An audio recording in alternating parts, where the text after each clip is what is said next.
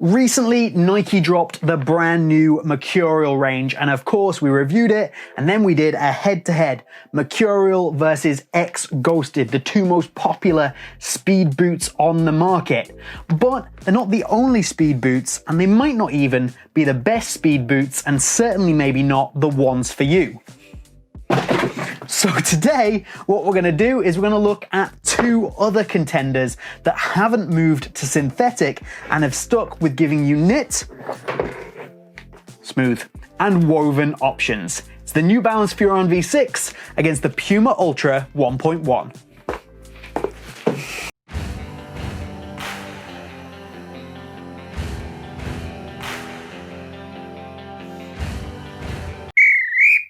What's up guys, my name's James and welcome to Boot Wizard Boot Reviews. Today is Boot Battle Day. That means two boots go head to head over our standard review categories. We score each round like it's a boxing match, 10 points to the winner, 9 points to the loser, and the boot that has the most points on my scorecard at the end wins and is crowned winner of the boot battle. So today we are going New Balance Furon V6 with that fit weave knitted upper, and the Puma Ultra with that Matryxevo technology woven upper. Basically because everyone's gone synthetic, but maybe we don't all want synthetic. So remember to like the video, get subscribed to the channel, and if you can support us, please head to patreon.com/bootwizard. It's greatly appreciated. Let's get on with it. First round, upper. As I said, synthetic is not for everybody, so both of these boots provide you with an alternative to that very raw barefoot feel. Maybe you don't want that in your speed boot. So we have things like the New Balance Furon V6. This is a fit weave knitted upper, and this is definitely on the plush, padded, thicker side of a speed boot. This is certainly not that close to the ball, barefoot sensation that we might have come to expect from a speed boot.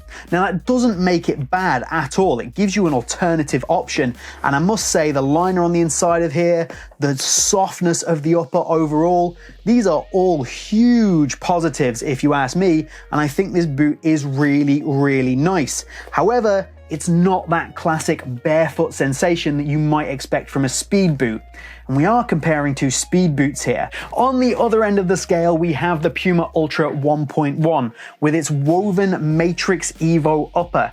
Now that is made up of carbon fiber and Kevlar yarns that have been put together within this woven upper to provide you with structure, stability, keep the upper responsive, but at the same time, because of the materials, keep it quite thin. This still does have an element of padding, especially through the toe box here, which does take away from some of that raw barefoot feeling, but on the whole, this is much thinner and much more barefoot, especially through this midfoot area when you compare it to the New Balance. So this is more taking like the sting or the edge off slightly in the toe box, whereas this is a full, much more padded sensation.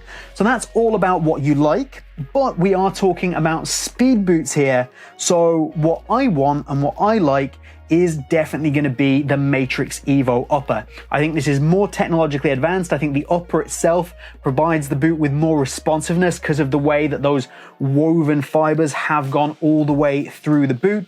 And this just is a little bit too padded for my liking. There's also a small upper tweak that I would like to see, but that's something more for fit and comfort. Overall, there's not really much competition here in my view while we're talking speed boots, and it's a 10-9 win for the Puma Ultra. Traction. We always look at FG patterns when we're doing these boot battles. We've got the Puma Ultra here, which you can see has these longer kind of bladed studs with angles on the outside, and then the chevron bladed studs in the forefoot. All triangles, all aggressive, all pushing you forwards, and it's a really nice outsole. It feels lightweight, which we'll get to in a minute, but there's a good amount of spring back and responsiveness in this as well. Nice and rigid through the midfoot and heel. This is a very, very good sole plate, especially for a speed boot. The New Balance looks very, very similar, you might notice. So this is all chevron blades through every stud, but the pattern is almost identical. This could be described as being slightly more aggressive in its stud shape, but it's not hugely noticeable if I'm being honest, and it offers a very similar amount of springback, but it could be argued that the Ultra is slightly more springy, slightly more responsive, but the flexibility is great in terms of it not being that flexible and giving you nice responsiveness from the sole plate. Here, both do a fantastic job, and I'm not going to pick a winner. It's going to be a draw, and it's going to be 10 all, and they're both really, really good.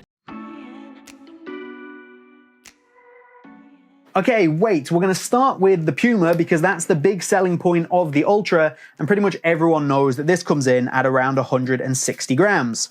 158 grams. This is a very lightweight football boot and the lightest mass production football boot that you can buy at the moment. Huge, huge plus. However, we're also going to pop on the New Balance Furon. Now you'd consider, well, you'd expect, considering that fit weave upper being that little bit thicker, that in actual fact this would be a significantly heavier boot. It's not. This is horribly underrated for being a lightweight football boot. This is 172 grams. So this is only marginally heavier than what you're going to get from the Ultra. It's about 10-12 grams in it. I am still going to give the win to the Ultra because it is the lightest mass production football boot that you can go out and buy right now, which is pretty impressive, but do not write off the New Balance Furon if you want a lightweight football boot. This is lighter than the Ghosted, it's lighter than the Mercurial, it's kicking ass. So it's a 10-9 win to the Puma, but this would beat most top-end football boots for weight if you're looking for a lightweight boot. Okay, value. Value is something I have praised Puma for pretty repeatedly over recent times because they offer their top-end boots for approximately 200 euros or 180 pounds, which is fantastic value when you start putting it up against what you pay for a Nike or Adidas Elite or Plus level model. Very good value for money for an excellent product. Okay, yes, still very expensive because football boots are expensive, but you have to consider what's around it, and the Puma, in general, offer good value for money. New Balance have gone with a completely different tactic. New Balance, I believe, in an effort to make their products appear more premium, don't get me wrong, they are premium products, but they have priced themselves in and around that Nike Plus, that Nike Elite, that Adidas Plus level price. It's a bit cheaper than a Plus level, a bit cheaper than an Elite, but definitely more expensive than a 0.1 and more expensive than the Ultra. So it's not necessarily a bad thing, but they're definitely going for that higher price point for perceived value and perceived quality. Nothing wrong with it, it's just the case of what it is. But when we put the two head to head, this is value for money, not cheapest wins, but in this case, cheapest wins, because they're both really high quality football boots. They both offer excellence in pretty much every area. So to get that excellence for less money, the Puma has to take the value for money win. It's a 10-9 win for the Puma just because, well, it's cheaper and they're both great. Looks, very simple. Looks is not a performance related category, so I think that the Puma Ultra is probably a better looking boot than the New Balance, but that could just be down to colorways. I don't love this New Balance colorway, but it doesn't matter at all. Let me know what you think is the better looking boot down in the comments, and this round will end as a 10-all draw, as the looks round always does, because it's not performance related, so it's not really that important. Okay, fit and comfort. This is an area where both boots do have a couple, or at least one issue.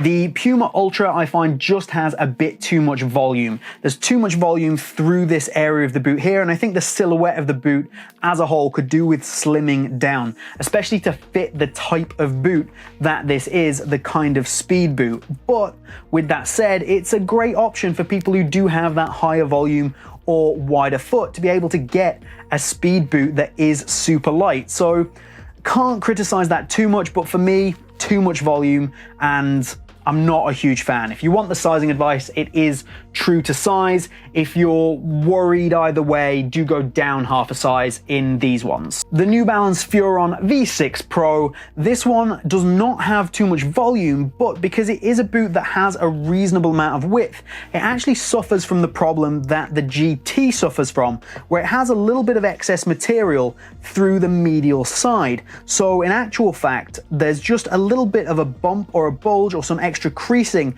through this medial side for me, which I don't particularly love. I want this boot to fit as close and as snug to my foot as possible because that's the kind of boot it is. So both boots, in my opinion, aren't perfect or aren't amazing in terms of how their fit is.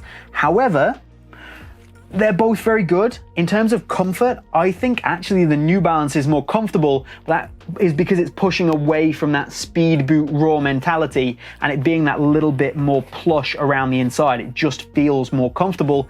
The fit, however, is definitely a little bit better in the Puma, even if you consider that I think there's a bit too much volume. So both doing good jobs, neither having huge problems. The Furon is true to size as well if you're interested, and it's going to be a 10-all draw. So we're going to draw the fit and comfort round between these two.